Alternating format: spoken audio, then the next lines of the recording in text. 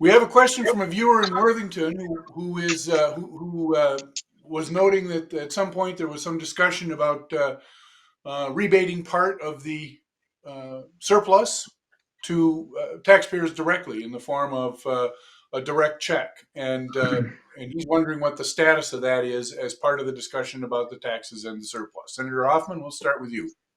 I wish I had an answer. I saw the judge. I saw the comment this morning by the governor on so many 2 million homes getting upwards of $2,500 per household for that.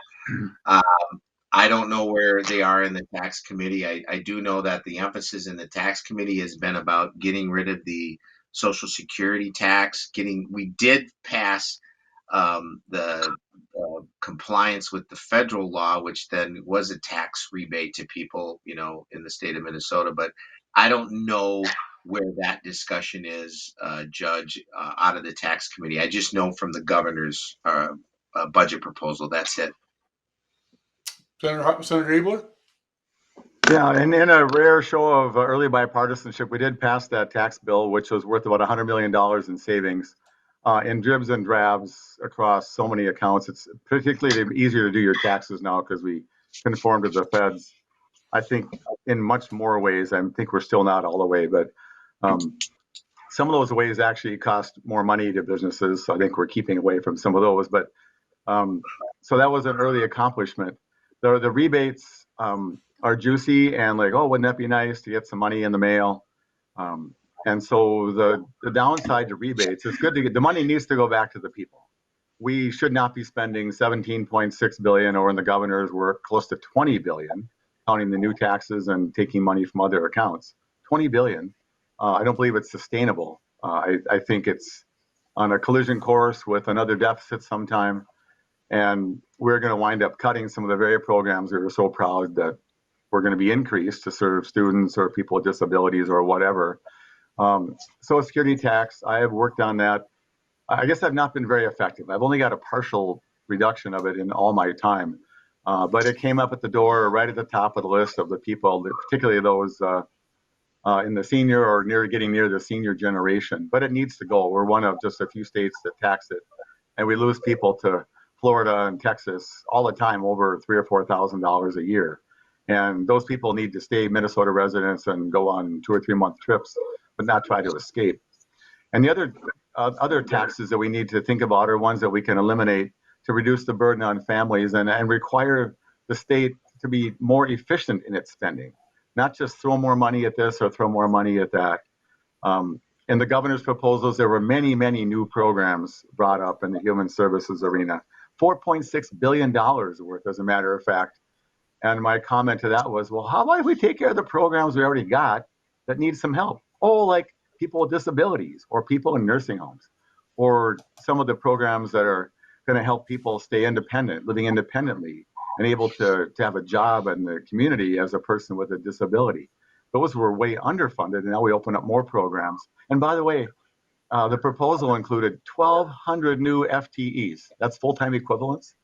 And not against hiring more state employees.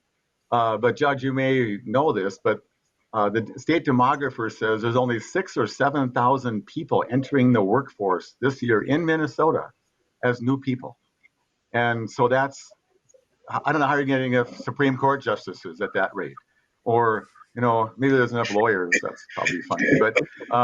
But so how are you going to get all the workers we need in the care systems? And when you had 1,200 people or propose it in one sector of government, it's sorry. Anyway, so Judge, your job is safe. There's just not enough people to try to go after your position. But you have to be prudent. And in a time when there's a lot of money, you want to salt away some. You want to reduce the burden on the people that got it there and keep the program sustainable instead of spending on just a wild spree, which is what this is. This job's not safe. You have a thing in the Supreme Court. My job is safe. I hit mandatory retirement, as we learned in the last campaign, in the next couple of years. So I'm irrelevant to this conversation. Senator Hoffman, do you have anything else to offer on this question? No, I just want to remind viewers that $1.825 billion in that reserve, in the surplus, 1.825 billion was money that should have been spent in those current existing programs like Senator Abeler just mentioned. So yeah, I'm with him. I don't like the idea of new spending on top of the fact that we're going to do this on at the risk of those folks, our long-term care folks are experiencing right now. So 1.825 billion, that should just come And right Judge, over and if I may, Senator Hoffman, if I can interview you. So if you round that up to about $2 billion, what impact would that have on the long-term care industry and sector? Would that make it more stable, or would that continue its road to collapse? Oh, I'm glad you asked that question, Senator Abler, because one of the things that is in that bill that we're experiencing is the non-emergency medical transportation providers, right? We're experiencing the ability to pay more to those individuals that are doing home health care so they can actually just have a job, and they would want to stay in that job because they're not competing. There's a competitive workforce factor So in there. people could stay in their homes and not have to go to a nursing home so quick? Is that what you're telling Would me? Yeah, wouldn't that be amazing? And you would see the home health Yeah, aides welcome to to the be Jim Abeler show. Sorry, Judge. Jeez. Uh, Senator Abeler has a new lawyer in the family, and if that new lawyer is paying attention, what we just saw there is what we call leading the witness. So, Judge, there is one more thing that we want to be sure of, and something that's motivated myself, but even Senator Hoffman even more, if I may. And so, Senator Hoffman, are you aware of anybody who has come to harm and maybe lost a leg or even had even more things happen to them because they couldn't get enough staffing? As I lead the Yeah, witness, yeah, Judge. This one will bother you, Judge, because I know who you tragic are. story.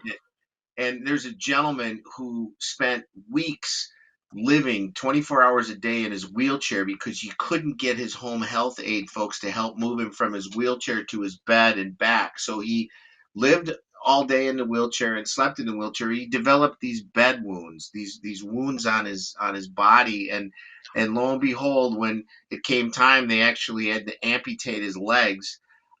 They sent him home without any follow up support, and hence I'm just going off the report, Judge, and he died. And so that was one of those that I had said in the paper, I'm sick of people dying, and that was one of those where if we would have had stabilization in home health aides, rather than competing against Burnsville McDonald's starting at $21 an hour, we could have paid somebody that actually would have helped this gentleman get from his wheelchair to his bed. But he's dead, and that's just not okay. Never again. Never again, so Jim.